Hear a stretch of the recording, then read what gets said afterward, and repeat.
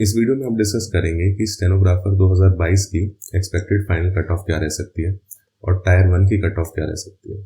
Normalisation के impact पे भी हम बात करेंगे। अच्छा, ये कट ऑफ मैंने प्रिडिक्ट किया उस डेटा के बेसिस पे जो यूट्यूब के कमेंट सेक्शन से मैंने कलेक्ट किया है, प्लस सारी ये शिफ्ट मैंने खुद देके देखी है ताकि डिफिकल्टी लेवल का मुझे ढंग से आइडिया लग सके। इन दोनों के बेसिस पे प्लस वैकेंसीज के बेसिस पे मैंने आपकी कट ऑफ प्रिडिक्ट किया। एक रेंज ऑफ कट ऑफ मैं आपको दे रहा हूँ। आप चाहते हैं कि अगर मैं बिल्कुल और ज़्यादा एक्यूरेट बता पाऊँ कि क्या कट ऑफ रहेगी टायर 1 की और फाइनल एक्सपेक्टेड कट ऑफ, तो एक सर्वे है, एक सिंपल सा गूगल फॉर्म है जिसका लिंक नीचे डिस्क्रिप्शन में आपको मिल जाएगा। उसे भरें और ज़्यादा से ज़्यादा लोगों से शेयर करें और भरवाएं। अगर ठीक ठाक डेटा कलेक्ट हो जाएगा तो और एक्यूरेट कट ऑफ बताना पॉसिबल होगा। अगर आप मेरे बारे में जानना चाहते हैं तो I was selected SAA with rank 18 in CGL 2020 और भी मेरे रिजल्ट्स और स्कोर कार्ड्स चैनल पे अपलोडेड है, आप चाहें तो देख सकते हैं। अच्छा, अब स्टार्ट करते हैं अपना एनालिसिस और सबसे पहले देख लेते हैं प्रीवियस ईयर डेटा। तो यहाँ पे आपको दो टेबल दिखाई दे रही होंगी, टायर 1 की कट ऑफ की और नीचे वाली टेबल है फाइनल कट ऑफ की। ये प्रीवियस ईयर डेटा दिखा रही है आपको 18, 19 और 20 का। अच्छा, ये मैं इसलिए डिस्कस कर रहा हूँ ताकि आपको भी ये पता चल जाए कि वैकेंसी और आपका डिफिकल्टी लेवल क्या इम्पैक्ट डालता है कट ऑफ में। तो आप जब अगली बार एग्जाम देंगे आपको भी एक जनरल आइडिया होगा कि आपकी कट ऑफ इस और इस रेंज के बीच में रह सकती है। तो सबसे पहले ऊपर वाली टेबल देखते हैं टायर 1 की कट ऑफ की। इसमें 18, 19 और 20 का डेटा देखते हैं। वैकेंसी थी 18 में 1000, 19 में लगभग इसकी आधी 500, 20 में इन दोनों के बीच में 750। अब हम सबसे पहले देखेंगे यूआर की कट ऑफ 18 और 19 सेम है 134। तो क्या मतलब वैकेंसी का इम्पैक्ट नहीं पड़ा या डिफिकल्टी लेवल का इम्पैक्ट नहीं पड़ा? ये दोनों ही पॉइंट हम यहाँ से समझेंगे। लास्ट को अगर आप देखेंगे तो कैंडिडेट्स क्वालिफाइड आपको दिखेंगे। 18 में थे 13,000, 19 में थे 8,000। इसका मतलब क्या है, सेम स्कोर से ऊपर बच्चे कम थे 2019 में। इट मीन्स या तो डिफिकल्टी लेवल 2019 का आपका 18 से ज्यादा था या फिर स्कोर 19 में बच्चों का 2018 से ज्यादा था। तो क्या हुआ, हालांकि वैकेंसीज कम थी तो स्कोर आपका कट ऑफ आपकी बढ़नी चाहिए थी, लेकिन फिर भी कम रही क्योंकि डिफिकल्टी लेवल ज्यादा था तो स्कोर कम आया बच्चों का। अब मान लो डिफिकल्टी लेवल सेम था 2018 और 19 का बराबर था, तो क्या होता, 2019 की आपकी कट ऑफ जो होती, क्योंकि वैकेंसीज बहुत कम थी, आधी थी, तो बढ़ जाती 2018 के कंपेरेटिवली। तो अगर ये 134 है तो 19 में सिर्फ वैकेंसीज अगर एक फैक्टर होता तो 144, 145, 140 ऐसे जा सकती थी। तो अब आप भी समझ गए होंगे कि इस बेसिस पे कैसे फ्लक्चुएट करती है। ऐसे ही 2020 की भी बिहेव करेगी। लेकिन देखो 2020 का आइडिया लगाना ना थोड़ा डिफिकल्ट रहेगा।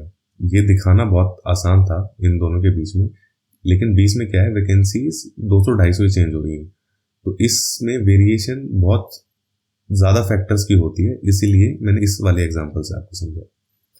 अब दूसरी टेबल है फाइनल कट ऑफ की। यहाँ पे हमें एक बात समझ आएगी कि टायर 1 और फाइनल कट ऑफ के बीच में कितना फासला रह सकता है। अगर 2018 में देखेंगे तो 134 से आपकी 144 हो गई जनरल कैटेगरी की, 10 नंबर बढ़ गई। और अगर 20 में देखेंगे तो 131 से 152 हो गई, लगभग 21 नंबर बढ़ गई। तो यानी 10 से 20 की रेंज रह सकती है। ऐसे ही अगर हम ओबीसी की देखेंगे 130 थी, 140 10 नंबर। और अगर यहाँ पे देखेंगे 2020 में 127 से 151, ठीक है, तो ये भी आपकी कितनी हो गई, 4 और 2 24 नंबर, तो लगभग 10 से 24 नंबर। तो इतनी तो वेरिएशन रह ही सकती है आपकी इन दो के बीच में। SC और ST के बीच में भी थोड़ी ज्यादा ही रहती है बाकियों के कंपैरेटिवली। यहाँ पे अगर आप देखेंगे 18 में जहां दूसरों की 10 थी, इनकी लगभग 21 नंबर है। और अगर हम 20 की बात करें तो और भी ज्यादा है, लगभग ये हो गई आपकी 38,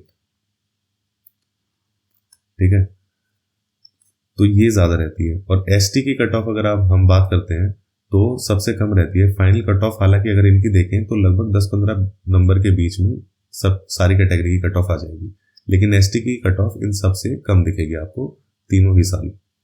तो अब 2022 की बात करते हैं। सबसे पहले यहाँ पे वैकेंसी की अगर बात करें 2022 के फैक्टर्स की,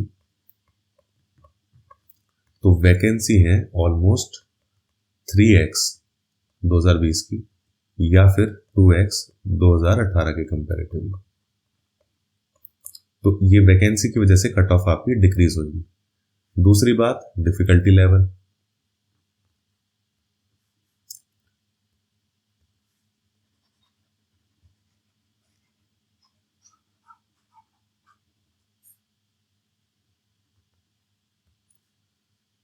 दूसरी बात हो गई डिफिकल्टी लेवल।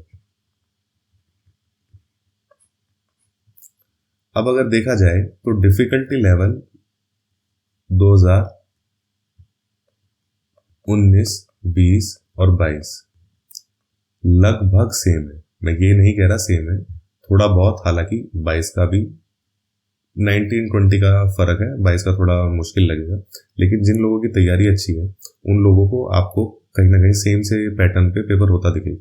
और इसका रीजन भी है क्योंकि 2018 से पेपर कंडक्ट कर रहा है टीसीएस। यहाँ वेंडर चेंज हुआ था 2018 में, क्योंकि शायद 2017 में प्रोटेस्ट हुए थे। किस बेसिस पे हुए थे वो सब मुझे पता नहीं, लेकिन कुछ फैक्टर हुआ था 2017 में जिसकी वजह से 2018 में वेंडर आपका एसएससी का बन गया टीसीएस। और टीसीएस ने कहीं ना कहीं जो पैटर्न रखा है एग्जाम का वो सेम ही रखा है। तो इस बेसिस पे, और मैंने ये सारे एग्जाम सीजीएल के तो दिए ही हैं, और ये वाला भी आपका 22 का जितनी भी शिफ्ट है मैंने सारे अटेम्प्ट कर लिए, तो डिफिकल्टी लेवल में बहुत फर्क नहीं है। तो लेकिन थोड़ा अगर देख के चले कि 22 का डिफिकल्टी लेवल थोड़ा सा ज़्यादा मान के चले तो थोड़ी सी आपकी कट ऑफ और गिर सकती है। तो कहीं ना कहीं आपकी कट ऑफ गिर ही रही है सारे फैक्टर्स को अगर देखा जाए तो अब देख लेते हैं कि फाइनल कट ऑफ क्या रह सकती है मेरे अकॉर्डिंग टायर 1 की। और फाइनल टायर 1 की बात करें तो ये है आपकी category wise final cut off. UR category की आपकी रहेगी 110 से 120, ओबीसी की रहेगी 105 से 115, ईडब्ल्यूएस 88 से 98, एससी की रहेगी 85 से 95, एसटी की रहेगी 70 से 80। अच्छा, ये जो कट ऑफ है इस पे जॉब मिलने के चांस ऑलमोस्ट नील रहते हैं। कारण क्या है कि इसके बाद कोई मेरिट में ऐड होने वाला एग्जाम नहीं है जिसमें आप इंप्रूव करके अपनी रैंक इंप्रूव कर पाए। रैंक डिसाइड हो चुकी है टायर 1 पे। बस क्या होगा, क्योंकि स्किल टेस्ट में बहुत सारे बच्चे बैठते हैं इस स्टेनोग्राफर के एग्जाम में, सीजीएल वाले भी बैठ रहे होंगे, सीएचएसएल वाले भी बैठ रहे होंगे, और भी जितने सीपीओ वगैरह वाले हो रहे हैं सब बैठ रहे होंगे, लेकिन वो स्किल टेस्ट में कहीं ना कहीं रह जाएंगे। उसका कारण ये है कि इनकी तैयारी इतनी नहीं होती, शॉर्ट हैंड वगैरह जो स्पेसिफिकली स्टेनोग्राफर के एग्जाम में पूछा जाता है। तो इस कट ऑफ पे अगर आप हैं तो आप किसी और एग्जाम पे फोकस करें जो अभी आ रहा है सीजीएल 2022, या और भी अगर कोई एग्जाम आ रहा है तो उस पर फोकस करें, ये मेरी एडवाइस है। अब बात कर लेते हैं फाइनल कट ऑफ क्या रह सकती है। तो ये रही आपकी final expected cut off category wise. अच्छा, ये देखो एक प्रिडिक्शन है, और कोई भी प्रिडिक्शन अजम्पशंस पे बेस्ड होती है और गलत हो सकती है और गलत होती आई है, तो उसके अकॉर्डिंगली आप अपने डिसीजन लेना। लेकिन एक वेग आइडिया मैं दे रहा हूं ताकि आपको हेल्प मिल सके आगे का डिसीजन लेने के लिए।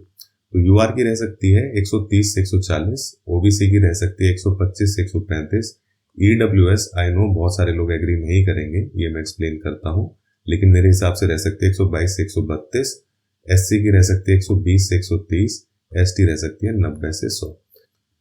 तो अगर आपके इस आउटर रेंज यानी यूआर में 140 से ज्यादा है, ओबीसी में 135 से ज्यादा है, ईडब्ल्यूएस में 132 से ज्यादा है, एससी में 130 और एसटी में 100 से ज्यादा है, तो बहुत ही अच्छे चांस हैं मेरे हिसाब से आप जॉब ले जाएंगे।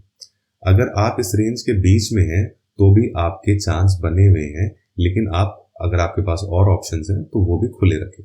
अगर आप इस लोअर रेंज से नीचे हैं यानी 130, 125 ओबीसी के लिए, ईडब्ल्यूएस के लिए 122, इस वाली रेंज से भी अगर आप नीचे हैं तो आपको जरूर अपने दूसरे एग्जाम पे भी फोकस करना चाहिए, सिर्फ इस पे रिलाय नहीं करना चाहिए। तो अब बात कर लेते हैं ईडब्ल्यूएस की कि मेरे हिसाब से इतनी ज्यादा क्यों रहेंगी। देखो क्या हुआ, 2018 में ईडब्ल्यूएस नहीं थी, उसके बाद 2019 में फर्स्ट टाइम ईडब्ल्यूएस अप्लाई हुई। वहां पे क्या हुआ, सर्टिफिकेट्स इतने नहीं बने थे ईडब्ल्यूएस के लोगों के, बिफोर अ वैलिड डेट आपको सर्टिफिकेट चाहिए होता है। अब 2020 में भी इतने कंपैरेटिवली सर्टिफिकेट्स नहीं बने, लेकिन बाकी कितने भी एग्जाम अगर आप देखेंगे ना, सीजीएल में भी यही ट्रेंड चल रहा था। धीरे धीरे ईडब्ल्यूएस की कट ऑफ कहीं ना कहीं कवर कर गई और अब ये ओबीसी के आसपास चलती है ईडब्ल्यूएस की कट ऑफ। तो इसलिए मेरे हिसाब से ये दोनों आसपास रहेंगी। ऐसा भी हो सकता है, कुछ एग्जाम में देखने को मिला है कि ईडब्ल्यूएस की ओबीसी से ज्यादा रही या ओबीसी की ईडब्ल्यूएस से ज्यादा रही। तो ये है फाइनल कट ऑफ। गलत हो सकती है, अपना डिसीजन सोच समझ के लिए। लेकिन अगर ये वीडियो आपको हेल्पफुल लगी है तो प्लीज लाइक करें, शेयर करें, सब्सक्राइब करें, और नीचे टेलीग्राम चैनल का लिंक दिया गया है, वो भी जरूर आप सब्सक्राइब कर लें, ताकि कोई भी एसएससी की अपडेट आप मिस ना करें। जितनी भी एसएससी की अपडेट होती है, वीडियोस होती हैं, लेक्चर्स होते हैं, पीडीएफ्स होती हैं, वो सबसे पहले उनकी इंफॉर्मेशन आपको टेलीग्राम चैनल पर मिलती है।